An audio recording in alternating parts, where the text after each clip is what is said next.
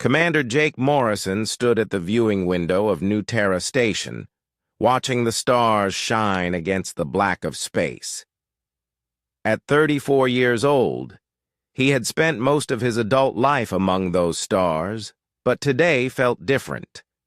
Today, something was about to change everything he thought he knew about his past. The message had arrived 3 days ago through official channels. The Zephyrian Empire, the most powerful alien alliance in known space, had requested a meeting. Not with Earth's leaders or the Secretary of Alien Affairs, but specifically with Jake. He still could not understand why. "Commander Morrison, Admiral Sullivan wants to see you," said Lieutenant Ben Carter, Jake's communications officer. The young man looked nervous. Everyone on the station had been talking about the strange request from the aliens. Jake made his way through the corridors of New Terra Station to Admiral Kate Sullivan's office. The station was humanity's main diplomatic outpost, positioned at the edge of human space where it could serve as a meeting point with alien civilizations. Jake had called this place home for the past 5 years. Admiral Sullivan was a tough woman, in her 50s, who had helped establish humanity's first contact protocols with alien species. She looked up from her desk as Jake entered, her face showing the same confusion that had been bothering everyone since the message arrived. "Jake, sit down. We need to talk about this Zephyrian request," she said, pointing to a chair across from her desk. "In 23 years of dealing with aliens, I have never seen anything like this. They want you specifically, and they mentioned your childhood on Haven Ridge. How could they possibly know about that?" Jake shook his head.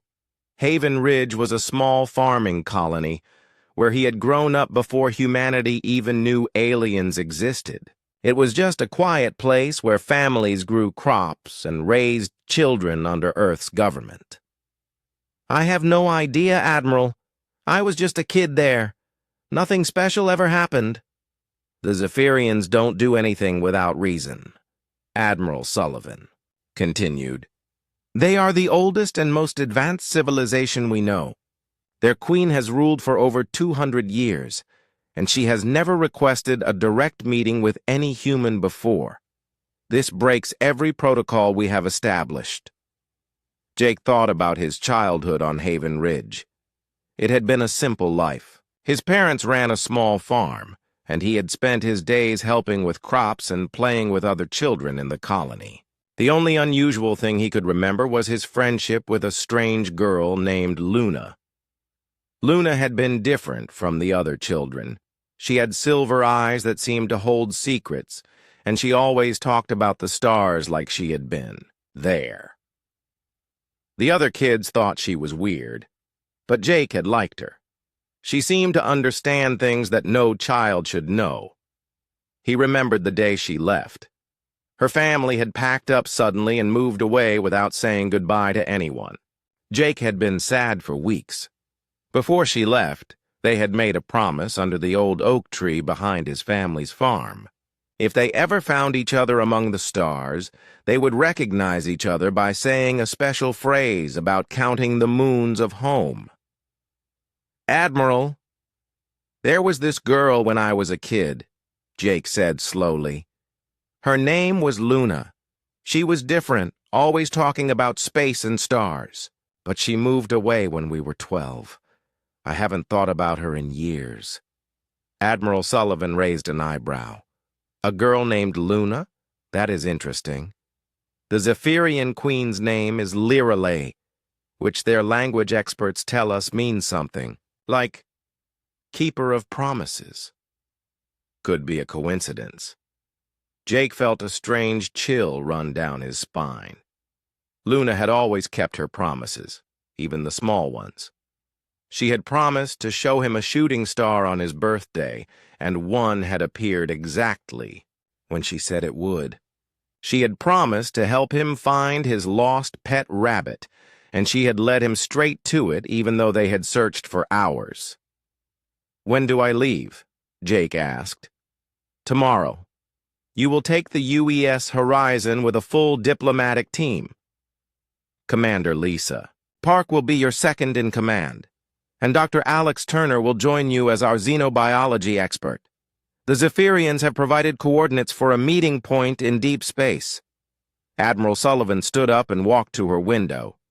Jake, I want you to be very careful.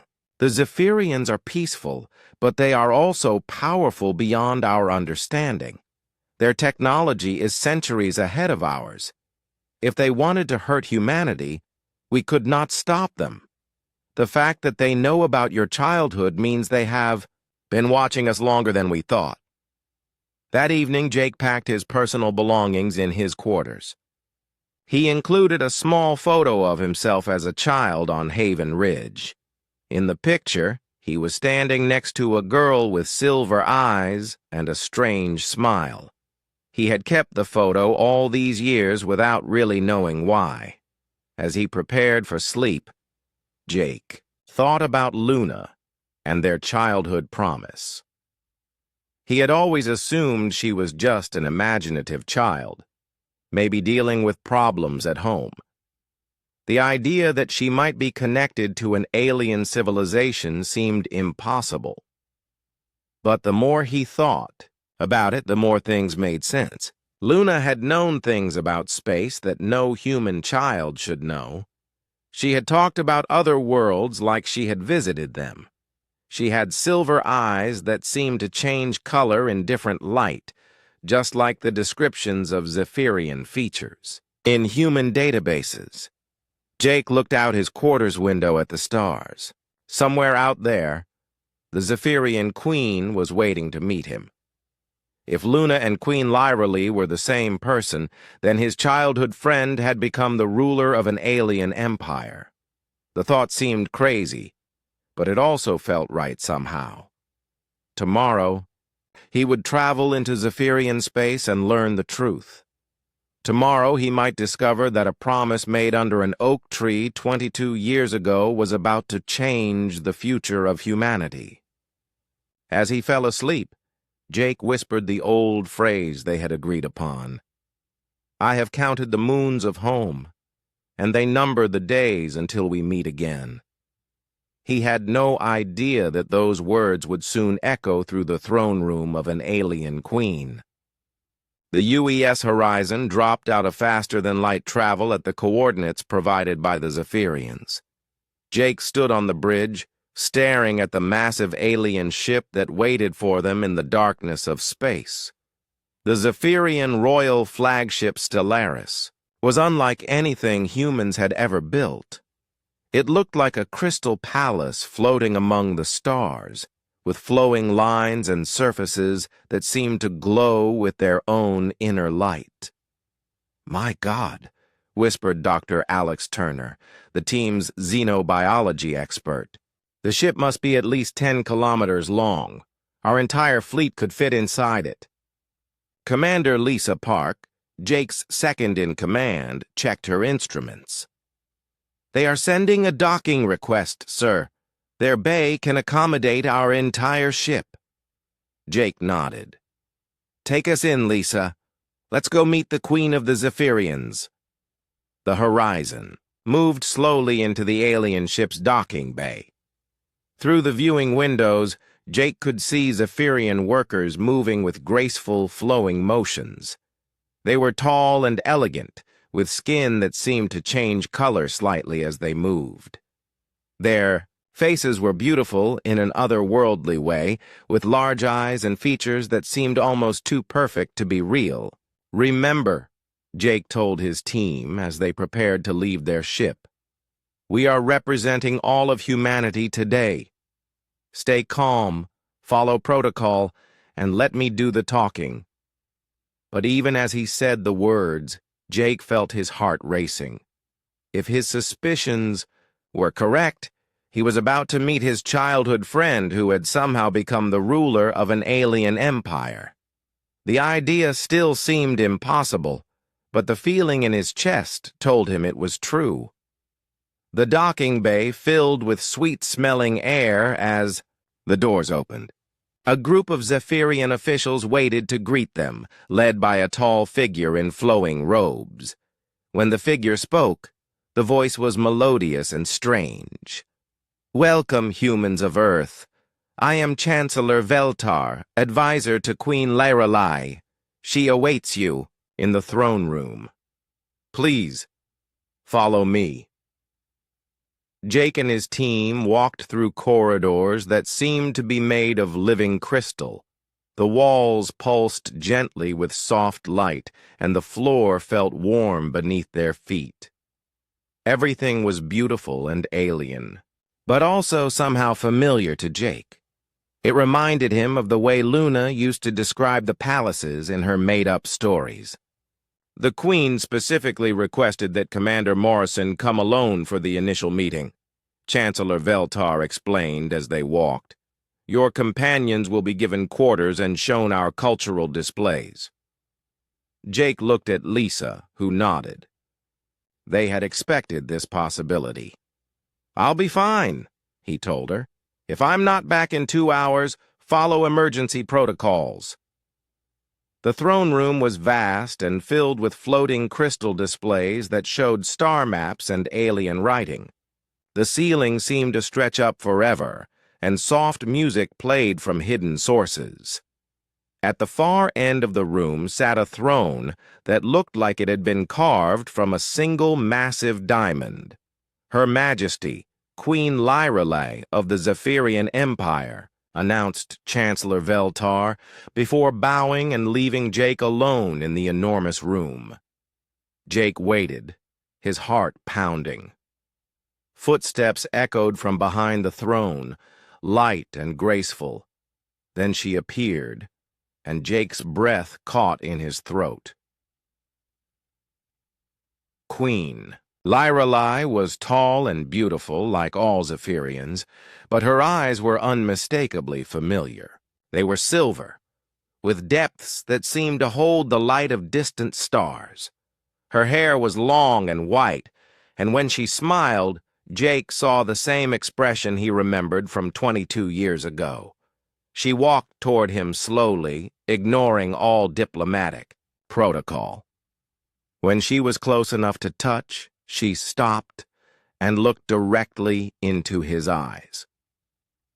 "I have counted the moons of home," she said softly, "and they number the days until we meet again." Jake felt the world spin around him. It was Luna. His childhood friend Luna was the queen of the Zephyrian Empire. "Luna," he whispered, "how is this possible?" She smiled, and for a moment she looked like the 12-year-old girl he had known on Haven Ridge. "I told you I came from the stars, Jake. You were the only one who believed me. But you were just a child. We were both children. How can you be an alien queen?" Luna gestured for him to sit on a bench near her throne. "I was part of an advanced scout mission. The Zephyrian High Council had been watching humanity for decades before we made official contact. They wanted to understand your species, so they sent young scouts to live among human children and learn about your culture." Jake shook his head, trying to understand. "You were spying on us?" "At first, yes," Luna admitted. "But I was not supposed to form attachments. I was not supposed to care about humans as individuals. Yet I became your friend, and through you, I learned what makes humanity special." She stood and walked to one of the floating displays, which showed images of Earth and human colonies. "When I returned to my people, I told them what I had learned. Humans are not just another species to be cataloged or controlled. You have something unique: creativity, adaptability, hope in the face of impossible odds." "The first contact protocols," Jake said, understanding beginning to dawn. "You influenced them?" "The High Council originally planned a more aggressive approach," Luna explained. Many Zephyrians believed humans were too dangerous because of your wars and the way you damaged your own planet. They wanted to make contact from a position of overwhelming strength, perhaps even to control human expansion into space. Jake felt cold. You stopped them? I convinced them to try peaceful contact first. I told them about human friendship, about loyalty, about the promises we keep even when everything changes. I used our friendship as an example of what was possible between our species. Luna returned to sit beside him. But Jake, I must tell you the truth about why I asked you to come here. There is still a faction among my people who believe humans are too dangerous to remain free. They are led by General Vextar, and they grow stronger every day. What do they want? To invade Earth and place humanity under Zephyrian control before you become too powerful to stop? Luna said quietly. They point to human conflicts and say it proves your species cannot be trusted with advanced technology. Jake stood up, his mind racing. And you? What do you believe? Luna's silver eyes met his. I believe in the promise we made under the oak tree. I believe in the boy who shared his lunch with a strange girl and never asked why she knew so much about stars. I believe humanity has something to offer the galaxy that no other species possesses. But your position is threatened. Yes, I became queen when my mentor died unexpectedly. Many view me as too young and too sympathetic to lesser species. General Vextar has been gathering support by claiming I am compromised by my emotional attachment to humans. Jake felt the weight of responsibility settling on his shoulders. What do you need from me? Luna stood and walked to a star map showing both human and Zephyrian space. I need humanity to prove their worth to the High Council, not through military might. You could never match our technology, but by demonstrating the unique value of human civilization. How? I don't know yet, Luna admitted. But I believe that together we can find a way. That is why I kept our promise, Jake. That is why I maneuvered events so we could meet again. I need my childhood friend to help me save both our species. Jake looked at the star map, seeing human colonies scattered like tiny lights against the vast Zephyrian empire. If we fail? Luna's expression grew sad. Then General Vextar will have the authorization he needs to subjugate humanity. Your people will live, but they will never be free to reach their full potential. Jake thought about Earth, about the billions of humans who had no idea their future hung in the balance. Then he thought about the girl who had kept a promise for 22 years and risen to become a queen. Then we won't fail, he said firmly. We kept our promise to find each other among the stars.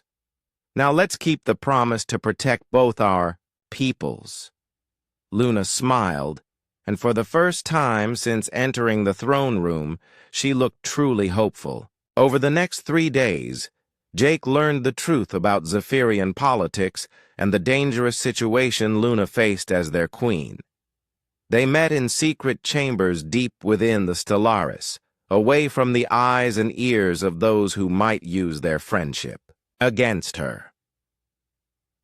The succession laws of our people are ancient and complex, Luna explained, as they walked through a garden filled with plants from dozens of different worlds. When Queen Silandra died unexpectedly from a rare disease, the council had to choose her replacement quickly. By bloodline and by law, I was the rightful heir, but many thought I was too young. Jake watched Luna touch a flowering vine that glowed softly blue. Even in this peaceful place, he could see the stress in her silver eyes. How old are you really? By human years, I am 36. But Zephyrians live for centuries. To my people, I am still considered young and inexperienced. Many believe I am not ready to rule an empire that spans 12 star systems. But you became queen anyway. Luna nodded. Queen Silandra had been my mentor since I returned from Earth. She believed in peaceful cooperation with other species. In her final message to the High Council, she named me as her chosen successor and spoke of the need for new thinking in a changing galaxy. They sat on a bench overlooking a pool where alien fish swam in patterns that seemed too organized to be natural. Luna's expression grew darker as she continued her explanation.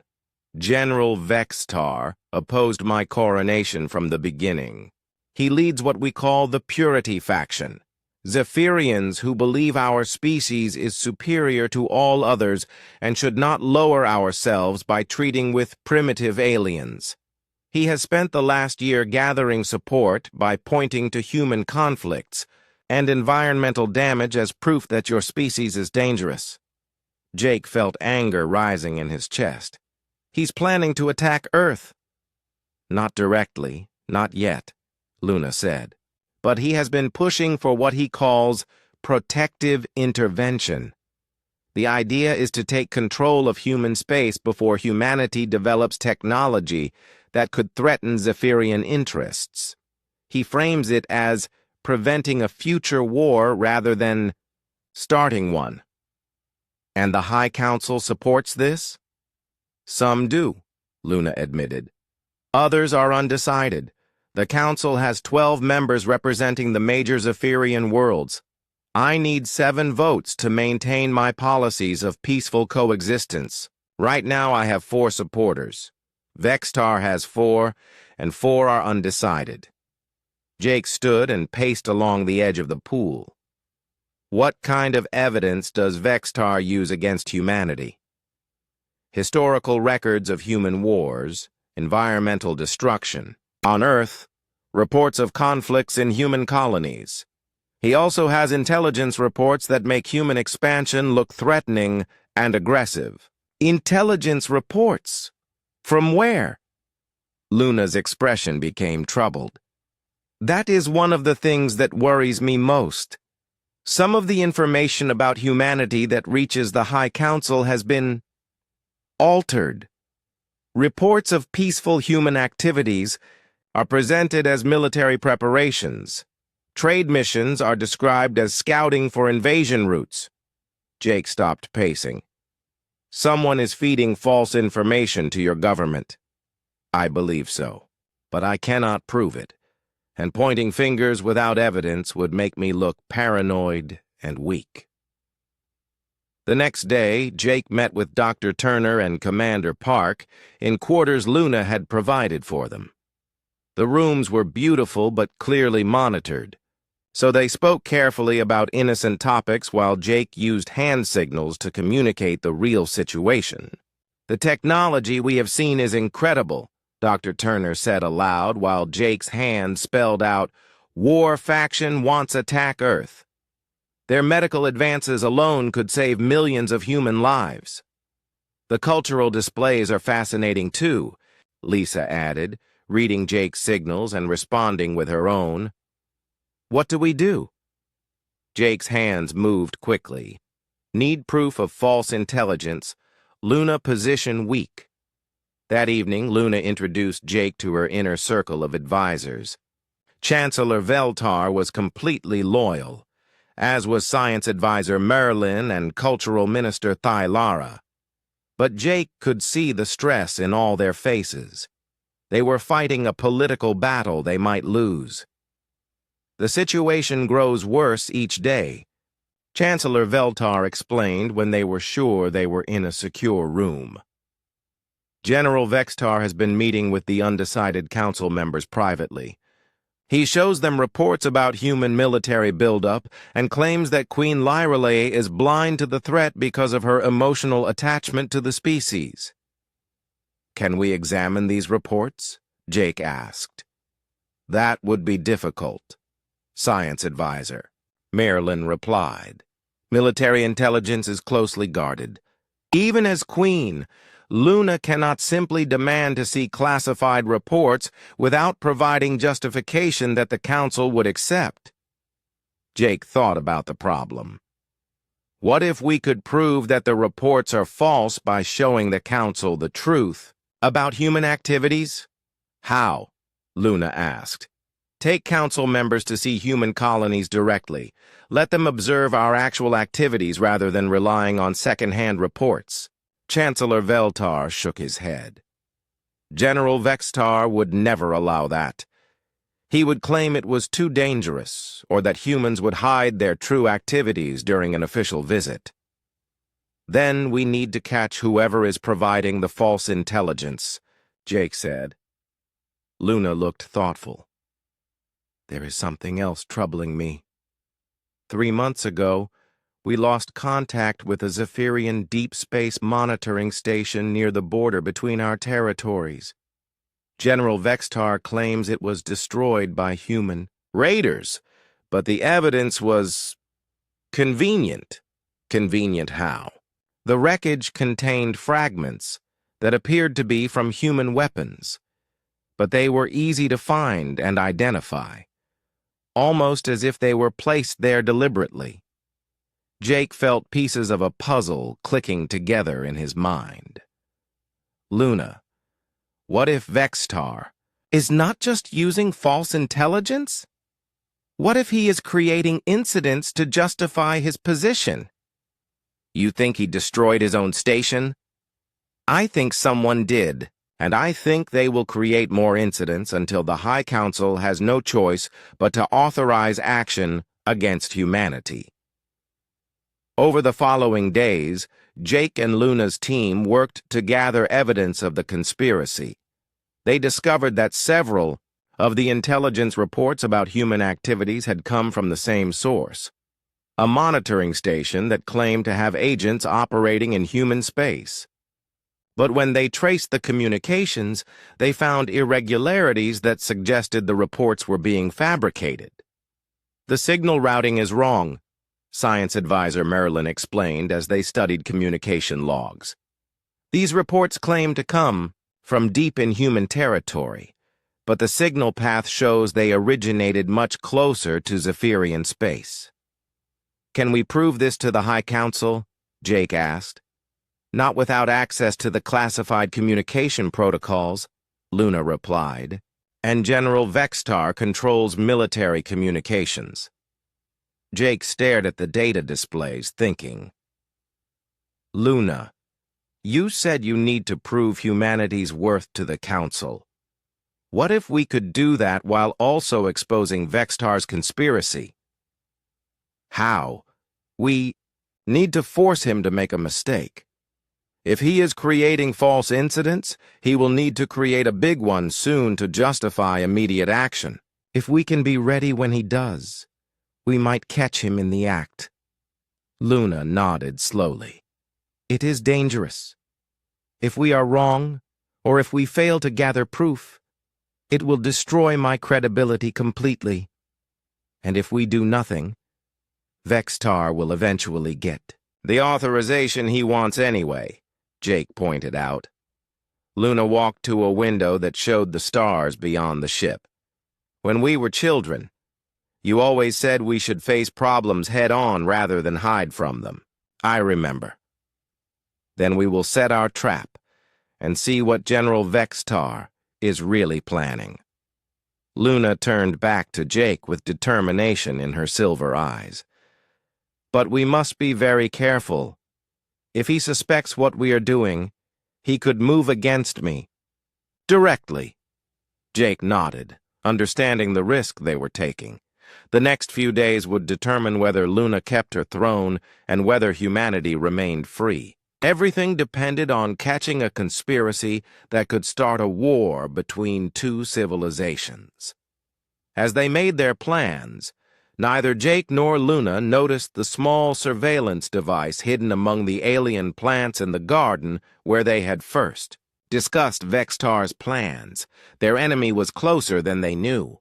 The crisis came sooner than anyone expected. Jake was reviewing star charts with Luna when Chancellor Veltar burst into the secure conference room, his usually calm demeanor replaced by obvious panic. "Your Majesty, we have received an emergency. Transmission from the High Council. The colony ship Bright Dawn has been attacked near the Kepler 442 system. There are survivors, but the ship is badly damaged." Luna stood immediately. "What happened?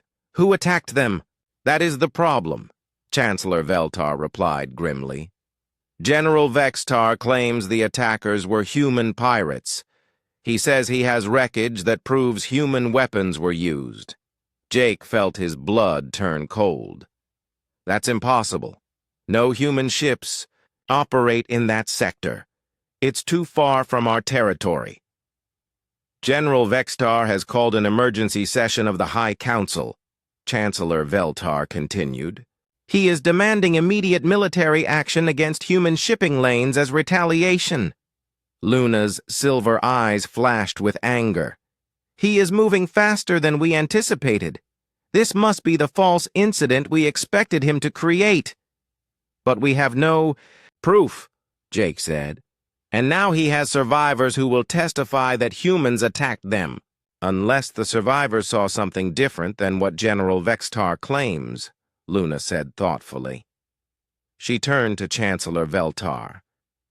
"How long until the council meeting?" 6 hours, Your Majesty." Luna began pacing, her mind working quickly. "General Vextar will use this attack to push for immediate action. The undecided council members will feel pressure to respond strongly to protect Zephyrian citizens." Jake watched Luna think, remembering how she used to solve problems when they were children. She would consider every angle before acting, but once she decided on a course, she moved with complete confidence. "I have an idea," Luna said finally. "But it is risky, and it requires the council to trust both of us." 3 hours later, Jake stood before the Zephyrian High Council in their magnificent chamber aboard the Stellaris. The 12 council members sat in a circle, their skin shifting through various colors that indicated their emotional states. Most showed the deep purple of concern mixed with the red of anger. General Vextar stood in the center of the circle, presenting his evidence. He was tall even for a Zephyrian, with skin that remained a cold blue-white regardless of emotion. His voice carried the authority of someone accustomed to being obeyed. "The evidence is clear," Vextar declared, gesturing to a holographic display showing weapon fragments. "These are definitely human kinetic projectiles. The attack patterns match human military tactics. We cannot ignore this aggression." Counselor Rixtar, one of the undecided members, spoke up. "What do the survivors say they saw?" "They report ships of unknown design using weapons that created the damage we found. The attackers fled before our patrol vessels could respond." Jake noticed that Vextar's answer was carefully worded. The survivors had seen unknown ships, but somehow Vextar was certain they were human. Queen Luna rose from her throne. "Honored council members, I propose a different response to this crisis. Instead of immediate retaliation, I suggest we investigate the attack thoroughly using a joint human-Zephyrian team." Vextar's skin flashed red with anger. "Your Majesty, we cannot delay action while humans prepare for war. This attack proves they are already hostile. If humans are truly responsible, a proper investigation will prove it beyond doubt," Luna replied calmly. "And if they are not responsible, we will avoid starting a war based on false evidence." Counselor Thyron, one of Luna's supporters, leaned forward. "What kind of investigation do you propose, Your Majesty?" "I propose that Commander Morrison lead a mixed team to the attack site. If humans and Zephyrians can work together to solve this crisis, It will demonstrate whether cooperation between our species is possible. If they cannot work together, or if humans are indeed responsible, General Vextar will have the authorization he seeks. The council chamber fell silent as the members considered Luna's proposal. Jake could see that several were intrigued by the idea of testing human-Zephyrian cooperation directly. General Vextar spoke again, his voice tight with controlled anger.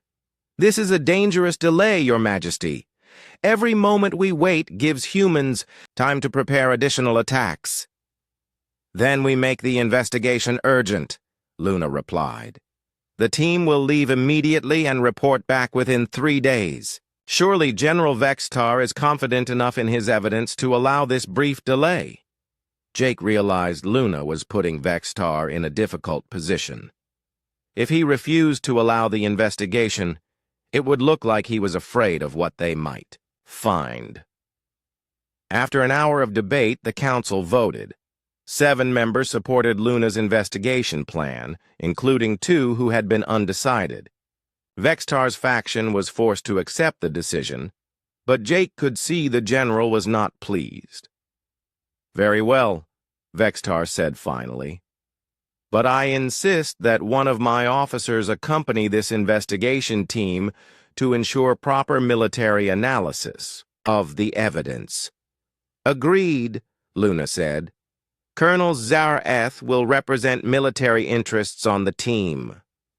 2 hours later, Jake found himself aboard a fast Zephyrian scout ship heading toward the Kepler 442 system.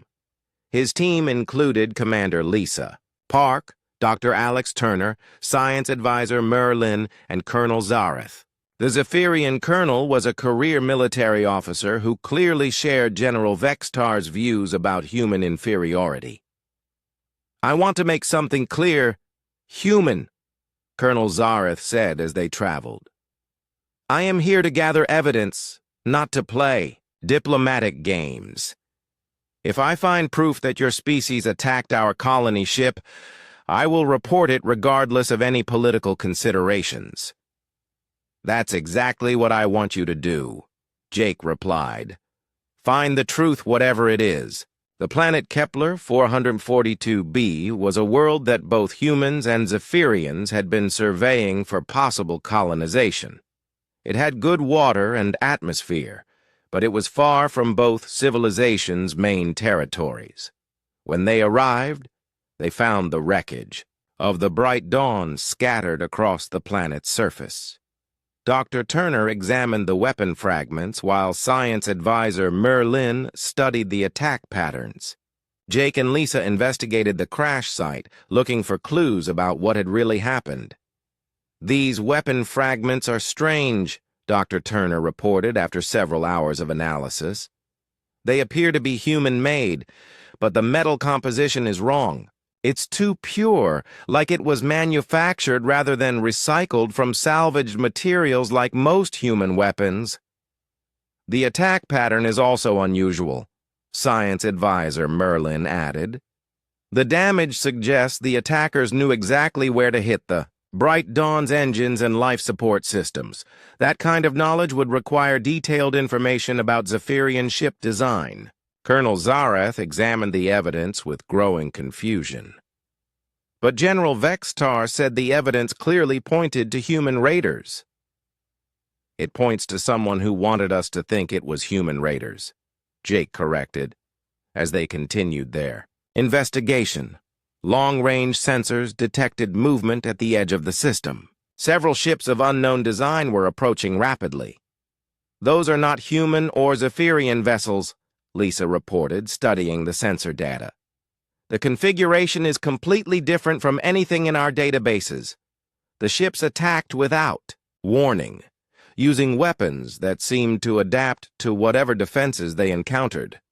Jake's team was forced to take shelter in the wreckage of the Bright Dawn as energy blasts and projectiles rained down around them. "What are these things?" Colonel Zareth shouted over the noise of the attack. "I don't know," Jake replied, "but I think we just found out who really attacked your colony ship." The creatures that emerged from the ships were unlike anything humans or Zephyrians had ever seen. They moved with mechanical precision but seemed to be biological rather than artificial. They consumed technology they defeated, literally eating pieces of the Bright Dawn's hull and weapons. Devourers, science advisor. Merlin whispered in horror. The old legends spoke of creatures like this, but we thought they were myths.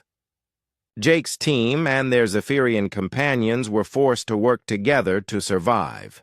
Human kinetic weapons proved more effective against the creatures than Zephyrian energy beams, while Zephyrian shields provided protection that human armor could not match. Colonel Zareth fought beside Jake, his opinion of humans changing as he watched them adapt quickly to the new threat. When Dr. Turner figured out how to modify Zephyrian weapons to work better against the creatures, the colonel began to understand what Luna had meant about human ingenuity. They learn from every encounter, Dr. Turner observed as they fought. Each attack wave is different from the last. They adapt faster than we can change our tactics. Then we need to end this quickly, Jake replied, formulating a plan. Colonel, can your ship's sensors detect the main Devourer vessel? Yes, but it is heavily shielded. Our weapons cannot penetrate it. What if we don't try to penetrate it? Jake asked. What if we make it come to us? Working together, the mixed team used the wreckage of the Bright Dawn as bait to draw the main Devourer ship into range. When it approached to consume the advanced Zephyrian technology, Jake's team detonated the ship's power core, destroying both vessels. The surviving Devourer creatures retreated, but not before Jake's team gathered crucial intelligence. Long range. Scans showed a massive fleet of Devourer ships heading toward both human and Zephyrian space. General Vextar was wrong about the threat we face, Colonel Zareth said. Jake's team returned to the Stellaris with evidence that changed everything. The High Council gathered in emergency session to hear their report. But General Vextar was ready with counter-arguments before they even began speaking. This alleged threat is clearly a distraction, Vextar declared, as Jake presented recordings of the Devourer attack. Humans led these creatures to our colony ship as part of their aggression against our people. Colonel Zareth stood up, his skin flashing the deep orange of conviction. General, I must respectfully disagree. I fought beside these humans against the Devourers. The creatures are unlike anything we have encountered, and they pose a threat to both our civilizations. Vextar's expression darkened. Colonel, you have clearly been influenced by human deception. These creatures appeared conveniently just as humans needed to prove their innocence. The evidence supports Colonel Zareth's report, science advisor, Merlin added, displaying the data they had gathered. The Devourers consume technology and learn from every encounter. Their fleet shows signs of having attacked multiple civilizations across this sector of the galaxy. But Jake could see that. Several council members remained unconvinced. The idea that humans had somehow created or controlled the attack still seemed more believable to them than the existence of a new alien threat. Queen Luna rose from her throne, and the chamber fell silent. Honored council members, I have spent years studying humanity through direct contact and observation. I have seen their capacity for both cooperation and conflict. What I witnessed in Colonel Zareth's report demonstrates something I have tried to explain to this council for months. She gestured to the holographic displays showing the battle against the Devourers. Humans do not respond to threats the way we do. Where we apply overwhelming force or superior technology, they adapt and improvise.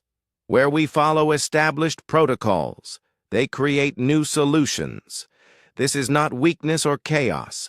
It is a strength we do not possess. Counselor Rickstar leaned forward. Your Majesty, even if humans fought well against these creatures, it does not prove they did not bring the threat to our space in the first place. Jake stepped forward. Counselor, may I present additional evidence we discovered? With Luna's permission, Jake displayed communication logs that Dr. Turner had recovered from the wreckage. The data showed that the Bright Dawn had received a coded transmission just before the attack, directing the ship to change course to the exact location where the Devourers were waiting. The transmission came from within Zephyrian space, Jake explained. Someone with access to military communication. Codes deliberately sent your colony ship into an ambush. General Vextar's skin flashed red with anger. This proves nothing. Humans could have obtained our codes through espionage. Actually, it proves everything, Luna said quietly. She activated another display showing communication routing data that science advisor Merlin had analyzed. The same source that sent false intelligence reports about human activities also sent the transmission that led the Bright Dawn to its destruction. The council chamber erupted in shocked murmurs as the implications became clear. Someone within, the Zephyrian military, had been creating false evidence and arranging attacks to justify war with humanity. Vextar stood rigidly, his skin now the pale white of someone fighting for control. Your Majesty, these accusations are outrageous. You are allowing human manipulation to cloud your judgment. General Vexatar, Luna said with the full authority of her position, submit to a memory scan to prove your innocence of these charges. Memory. Scanning was a Zephyrian technology that could reveal truth from lies, but it was considered a serious violation of privacy. Refusing a direct order from the Queen to submit to scanning would be seen as an admission of guilt. Vexatar looked around the chamber, seeing that even his supporters were waiting for his response. I refuse to submit to this humiliation based on fabricated evidence. Then you are relieved of all duties pending a full investigation, Luna declared. Colonel Zareth, place General Vextar under arrest. But Vextar was not finished. As guards moved to detain him, he activated a hidden device that sent an emergency signal. Within minutes, alarms sounded throughout the ship as loyal soldiers from his faction attempted to seize control of the Stellaris. The Queen has been compromised by human influence, Vextar announced over the ship's communication system. I am taking command to protect the Zephyrian Empire from alien manipulation. Jake found himself in the middle of a civil war aboard an alien spaceship. Luna's loyal guards fought against Vextar's followers in the corridors while the High Council remained trapped in their chamber. We need to reach the command center, Luna told Jake as they took shelter behind overturned furniture. Vexatar cannot complete his coup without control of the ship's main systems. Jake, Lisa, and Dr. Turner fought alongside Luna's guards as they made their way through the ship. Human weapons proved effective against Zephyrian armor, while Zephyrian shields protected the humans from energy weapons. In the command center, they found Vextar trying to override Luna's command codes. You are too late, he declared when they entered. I have already sent orders to the Zephyrian fleet to begin operations against human space. Operations that will fail when the real threat arrives, Luna replied. The Devourer fleet will reach both our territories within days. By dividing our forces to fight each other, you have made us both vulnerable. Jake stepped forward, an idea forming in his mind. Vextar, you said you wanted to protect the Zephyrian Empire. The Devourers will destroy everything you claim to care about. Humans brought this threat to our space, Vextar insisted, but Jake could hear doubt in his voice. Even if that were true, which it isn't, the threat exists now, Jake continued. You have a choice. Continue this coup and let both our civilizations fall to the Devourers, or help us unite against the real enemy. For a moment, Vexitar hesitated. Then long-range sensors detected the approaching Devourer fleet, massive and unstoppable. The displays showed hundreds of ships that seemed to be alive rather than built. "My God," whispered one of Vextar's officers. "There are so many of them." Colonel Zareth entered the command center with additional guards who had remained loyal to Luna. "General, our people need us to work together, not fight each other." Vextar looked at the sensor displays, then at Luna, then at Jake. Slowly, his rigid posture relaxed. "If I stand down, what guarantee do I have that humans will not betray us when the crisis passes?" Jake walked closer to the general, removing his sidearm and placing it on the floor. "The same guarantee my friend Luna had when she kept a promise for 22 years. Some things are more important than fear." Luna approached as well. "General, I am not asking you to trust humans because they are perfect. I am asking you to trust them because they are necessary. Together, we might survive this threat. Apart, we will certainly fall." Vextar stared at the Devourer fleet for a long moment, then slowly deactivated his override codes. "I will stand down, but if humans prove unworthy of this trust, the responsibility will be yours, Your Majesty." The next several hours were a blur of activity as Luna coordinated the combined defense of both civilizations. Human and Zephyrian fleets moved to intercept the Devourer invasion, sharing technology and tactical information for the first time. Jake found himself appointed as the first human ambassador to the Zephyrian Empire, a position that would have been unthinkable days earlier. The High Council, impressed by the human performance against the Devourers and the successful resolution of Vextar's coup, voted unanimously to establish a formal alliance. "The Devourers will test this alliance severely," Luna warned as they watched the combined fleets prepare for battle. "But if we survive, it will prove that cooperation between our species is not just possible, but essential." 3 days later, Jake stood with Luna on the observation deck of the Stellaris, watching human and Zephyrian ships fight side by side against the Devourer invasion.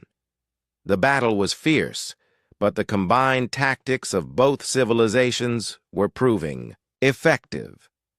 "Do you think we will win?" Luna asked. "I think we will do what humans always do when faced with impossible odds," Jake replied. "We will adapt. We will learn, and we will find a way to survive." Luna smiled, the same smile he remembered from their childhood. "I chose my royal name carefully, Jake. Lirelai means keeper of promises in our ancient language." "You kept our promise," Jake said. "Both of them." "Which promises?" "To recognize each other among the stars and to count the moons of home together." Luna took his hand as they watched their combined fleets push back the Devourer attack. "There is one more promise I want to make." "What's that?" "That when this war is over, we will go back to Haven Ridge and sit under that old oak tree again. I want to see the place where 2 children changed the fate of the galaxy." Jake squeezed her hand. "It's a promise." As the Devourer fleet began to retreat, Jake thought about the strange path that had led from a childhood friendship to this moment. Luna had kept her word for 22 years, becoming a queen and protecting both their peoples. Now it was time for humanity and the Zephyrians to keep their promise to each other. The war against the Devourers would continue, but they would face it together. And somewhere on a small farming colony called Haven Ridge, 6 months after the Devourer War ended, Jake stood in the reconstructed gardens of New Terra Station, watching human and Zephyrian children play together for the first time in galactic history. The sight still amazed him, even though he had helped make it possible. The war against the Devourers had lasted 3 brutal months. The combined fleets of humanity and the Zephyrian Empire had finally defeated the alien threat, but not without cost. Dozens of worlds had been damaged, millions of lives had been lost, and both civilizations had learned hard lessons about the dangers that existed in the galaxy.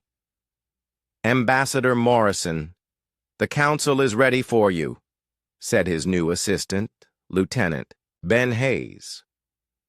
The young man was one of the first humans to receive training in Zephyrian diplomatic protocols, and he spoke their language almost fluently. Jake nodded and made his way to the conference room where representatives from both governments met weekly to discuss alliance business. The Human-Zephyrian Alliance had grown far beyond what anyone had imagined when it was first formed during the crisis. In the conference room, Jake took his seat next to General Kate Sullivan, who had been promoted to head of Human Alliance Affairs. Across from them sat Chancellor Veltar and Science Advisor Merlin, representing Queen Luna's government. At the head of the table, displayed on a large screen, was Luna herself, calling in from the Zephyrian capital world. "Good morning, everyone." Luna's voice came through the translators clearly. "I have excellent news to report. The joint colony project on Kepler 442b is ahead of schedule." Jake smiled. The planet where they had first encountered the Devourers was now becoming the first truly integrated human Zephyrian settlement. Families from both species were working together to build a new kind of civilization. "The agricultural experiments are particularly successful," Science Advisor Merlin added. "Human farming techniques combined with Zephyrian biotechnology have increased crop yields by 300%. We may have solved food shortage problems for both our species." General Sullivan leaned forward. "What about the defense preparations? We cannot forget that there might be more threats like the Devourers out there." "The early warning network is almost complete," Chancellor Veltar replied. "Human sensor technology and Zephyrian long-range communications have created a detection system that covers both our territories. We will have months of advance warning if any hostile force approaches." Jake reviewed his notes. "I have updates from the cultural exchange programs. We now have human students studying on 12 Zephyrian worlds, and Zephyrian youth are attending universities on 15 human colonies. The language barrier is disappearing faster than we expected." "There have been some interesting developments," Luna said, and Jake could hear the amusement in her voice. "Several human Zephyrian romantic relationships have formed. Our scientists are studying whether the species are compatible for long-term partnerships." General Sullivan raised an eyebrow. "Is that even biologically possible?" "We are still researching," Science Advisor Merlin replied diplomatically. "But the emotional bonds are clearly real and strong." After the formal meeting ended, Jake remained in the conference room for a private conversation with Luna. This had become their routine, a chance to discuss matters that required more discretion. "How is the political situation on your end?" Jake asked when they were alone. Luna's expression became more serious.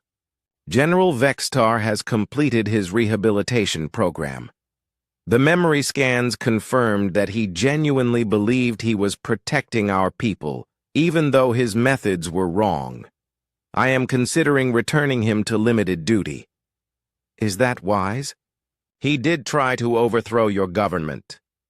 He also fought bravely against the Devourers once he understood the real threat, Luna replied. Many of my people respect him, and his opposition to the Alliance has softened considerably. Sometimes former enemies make the most valuable allies. Jake nodded, understanding Luna's political wisdom. What about the outer territories? Are they accepting the Alliance? Most are, but there are still some holdouts. The frontier worlds, on both sides, worry that cooperation will mean losing their independence. We need to show them the benefits, not just impose the Alliance from above. Their conversation was interrupted by an urgent communication from the Deep Space Monitoring Station. Lieutenant Hayes burst into the room with a tablet displaying sensor data. Ambassador, Your Majesty, we are receiving a transmission from unknown aliens. They are not devourers, but they are definitely not human or Zephyrian either. Jake and Luna exchanged glances. They had always known this day would come. The galaxy was vast, and the Devourer War had probably attracted attention from other civilizations. Put the transmission through, Luna ordered. The screen filled with the image of a creature unlike anything they had seen before. It had multiple eyes arranged in a pattern across its head, and its skin seemed to shift between different textures. When it spoke, the universal translator struggled to make sense of its language. Greetings, organic beings of this sector. I am Trade Coordinator Zyle Noth of the Merchant Consortium. We have observed your recent conflict and are impressed by your cooperation. We come seeking trade agreements and cultural exchange. Jake felt relief wash over him. After the Devourers, the idea of meeting peaceful aliens seemed almost too good to be true. We welcome contact with your people, Luna replied diplomatically. However, we will need time to prepare proper reception protocols. Of course. We understand the importance of careful first contact procedures. We have been monitoring your communications and have learned your languages. May we suggest a neutral meeting location? Over the following days, Jake found himself coordinating humanity's first contact with a third alien species. The Merchant Consortium turned out to be a loose alliance of traders from dozens of different worlds, all focused on peaceful commerce rather than conquest. This changes everything, General Sullivan observed during a planning meeting. If there are peaceful trading civilizations out there, it means the galaxy is not as dangerous as we feared after the Devourer attack. It also means we need to be prepared for more contacts, Jake replied. The Human-Zephyrian Alliance is going to become a model for how different species can work together. Luna arrived at New Terra Station 3 days later for the first meeting with the Merchant Consortium. It was the first time she had visited human space, and Jake enjoyed showing her around the station. Your people build things differently than we do, Luna observed as they walked through the commercial districts. Everything is more practical. Less beautiful, perhaps, but more efficient. We have learned to make do with limited resources, Jake explained. But working with your people is teaching us that beauty and efficiency can go together. They stopped at an observation lounge where they could see the Merchant Consortium ships arriving. The alien vessels were colorful and oddly shaped, clearly designed by minds very different from human or Zephyrian thinking. Jake, do you ever think about what would have happened if we had never met as children? Luna asked. Our peoples would probably be at war right now, Jake replied honestly, and the Devourers might have destroyed both our civilizations.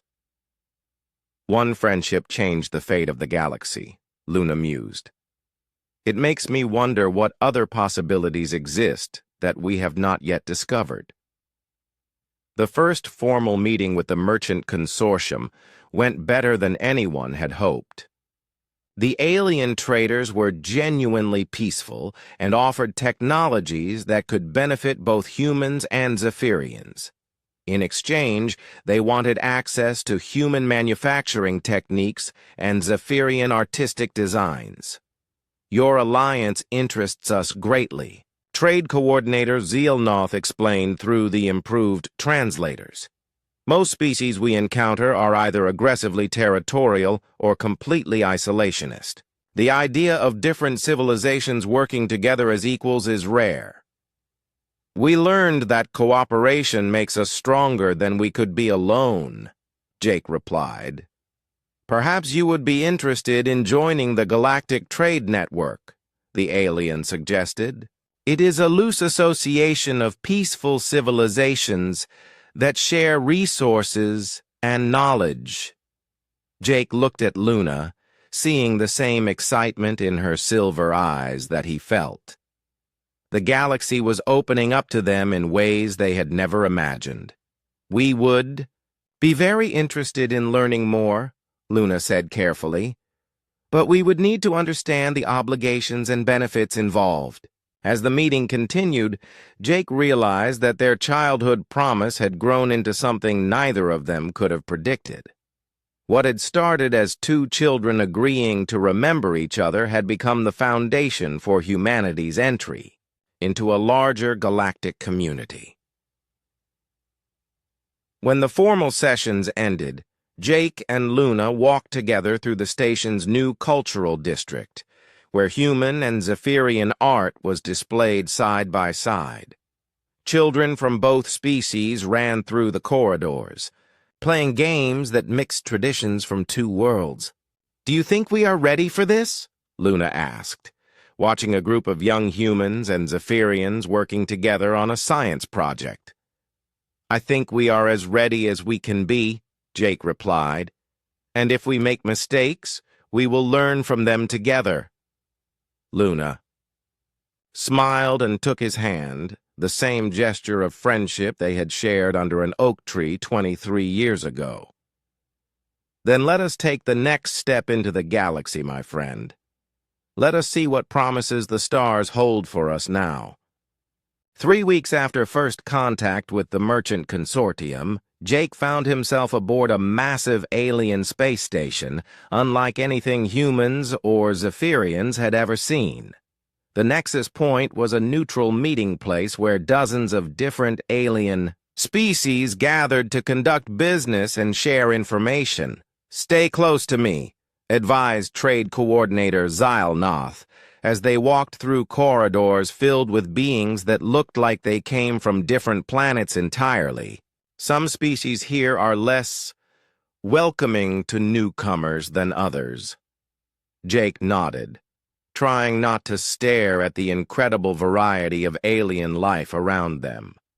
There were tall, thin creatures that seemed to be made of living crystal, short, furry beings, with 6 arms and floating jellyfish-like entities that communicated through color changes. Luna walked beside him, her silver eyes wide with wonder, but her diplomatic training keeping her expression calm. "How many species belong to the Galactic Trade Network?" Luna asked their guide. "Currently, 47 civilizations participate regularly," Zealnoth replied. "But membership is not formal. Species come and go as their interests change. The only requirement is peaceful intent and something valuable to trade." They entered a vast central chamber where representatives from different worlds were conducting business. The noise was incredible, dozens of different languages being spoken at once, along with sounds that no human throat could make. Universal. Translators worked overtime to make sense of the chaos. "There," Zealnoth pointed to a raised platform in the center of the chamber. "The Council of Voices is in session. They will hear your request to join the trade network." Jake felt nervous as they approached the platform. This was humanity's first chance to prove themselves to a galactic community, and the stakes were higher than anyone back home realized. If they failed here, humans and Zephyrians might find themselves isolated in a galaxy full of advanced civilizations. The Council of Voices consisted of 12 beings from different species, each representing a major faction within the trade network. At the center sat what appeared to be a living tree with eyes, its bark-like skin shifting patterns as it spoke. "Greetings, representatives of the Human Zephyrian Alliance," the tree being said in a voice like wind through leaves. "I am Speaker Grandal. We have heard interesting reports about your recent cooperation against the Devourer threat." "Thank you for seeing us," Luna replied with a formal bow. "We come seeking mutual benefits through trade and knowledge sharing." "Yes, yes," said another council member, a creature that looked like it was made of flowing water. "But first, we must determine what you bring to our community.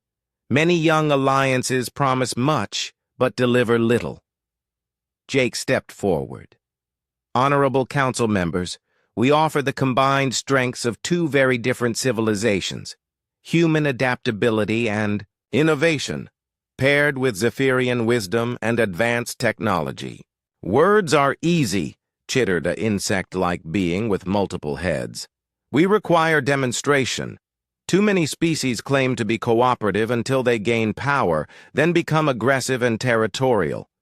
Speaker Grandal's bark patterns shifted to Aodabi. What Xylnoth had taught them was a sign of serious consideration. "There is indeed a way for you to prove your worth to the network. We have a problem that has puzzled our best minds for years." "What kind of problem?" Luna asked. "The Sigma colony crisis," replied the water being with what sounded like regret. "One of our most productive agricultural worlds has been suffering from a plague that destroys crops and poisons soil. We have sent our finest scientists, but nothing has worked. The colonists face starvation within months." The insect being's multiple heads nodded in agreement. "If your alliance can solve what we cannot, it would prove your value to the network. But if you fail, we will know that you are not ready for galactic responsibilities." Jake felt the weight of expectation settling on his shoulders. "What exactly is this plague? Have other species tried to help?" 3 different civilizations have attempted solutions, Speaker Grandal explained. The Zarkari used advanced biotechnology. The Melthari tried chemical treatments. The Vornash applied quantum agriculture techniques. All failed. The plague seems to adapt to whatever treatment is applied, added the water being. It learns and evolves faster than we can develop countermeasures. Luna exchanged a meaningful look with Jake. The description reminded them both of something they had faced before. "This plague," Luna said carefully, "does it consume the treatments applied to it? Does it seem to grow stronger when exposed to advanced technology?" The council members looked surprised by her questions. "How could you know this?" asked the insect being. "Because we have fought something similar," Jake replied.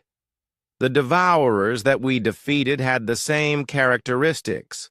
They learned from every encounter and consumed technology to grow stronger." Speaker Grandal's bark patterns shifted rapidly, which Xylnoth had explained meant intense interest. "You believe this plague is connected to the Devourer threat?" "It is possible," Luna said. "Or it might be something that works on similar principles. If we are correct, then previous attempts to fight it with advanced technology might have made the problem worse." "Then how would you propose to solve it?" the water being asked skeptically. Jake thought about everything he had learned during the Devourer War. Sometimes the most advanced solution is not the best solution. Sometimes you need to think differently.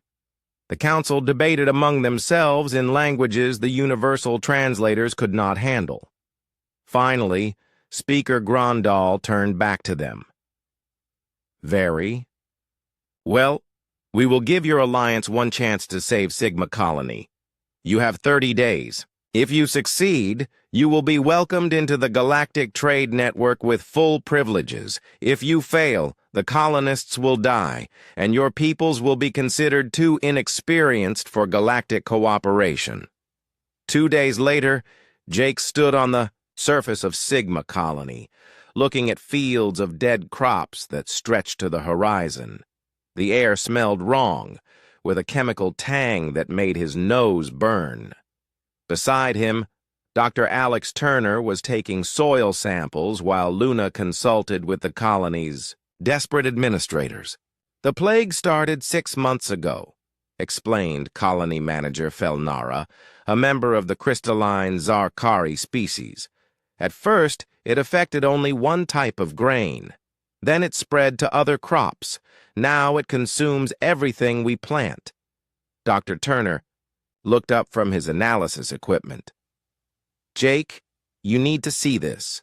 The plague organisms are not natural. They show signs of artificial enhancement." "Enhanced how?" Luna asked, joining their conversation. "They have been modified to break down complex molecular structures and convert them into simpler forms," Dr. Turner explained. "But the modifications are crude, like someone was trying to copy devourer biology without really understanding it." Jake felt pieces of a puzzle clicking together in his mind. "Luna, what if this is not just similar to the devourers? What if it is connected to them?" "You mean someone was experimenting with devourer technology? Or someone was trying to create their own version of it?" Jake said grimly. Over the following days, their investigation revealed the truth. The plague had been created by a rogue scientist from the Vornash civilization who had obtained samples of devourer organisms after the war. He had tried to modify them to create a beneficial agricultural tool, but the experiment had gone wrong. The scientist thought he could control devourer biology, Luna explained to the Council of Voices during an emergency meeting, but he underestimated how adaptive and dangerous it is. "Where is this scientist now?" demanded Speaker Grandal. "Dead," Jake replied. "The plague consumed him when he tried to shut down his experiment. But we have found his hidden laboratory and discovered how to stop what he created." The solution was both simple and complex. Instead of fighting the plague with advanced technology that it could learn from and adapt to, Jake's team used basic human farming techniques combined with Zephyrian biological knowledge. They introduced beneficial bacteria that competed with the plague organisms for resources while simultaneously using crop rotation methods that denied the plague the nutrients it needed to survive. "You are essentially starving it to death," observed Dr. Turner, as they watched the plague organisms die off in the treated fields. "Sometimes the old ways work better than the new ways," Jake replied. "Humans learned that lesson during our own agricultural development. The cleanup took 2 weeks, but it worked. The plague disappeared from the treated areas, and new crops began to grow in soil that had been considered dead. The colonists would survive, and their world would be productive again." When they returned to the Nexus Point, the Council of Voices was waiting with what appeared to be the equivalent of smiles on their various alien faces. "Your alliance has passed the test," Speaker Grandal announced. "You have demonstrated the ability to solve problems that defeated more advanced civilizations. You think differently, and that difference has value. Welcome to the Galactic Trade Network," added the water being. "Your species will bring new perspectives that we clearly need." As they walked through the station afterward, Luna took Jake's arm. "Do you realize what we have accomplished?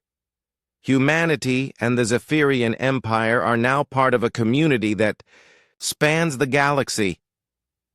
It started with 2 children making a promise under a tree," Jake replied, still amazed by how far they had come. now that promise has opened the stars to both our peoples. And this is just the beginning, Luna said, looking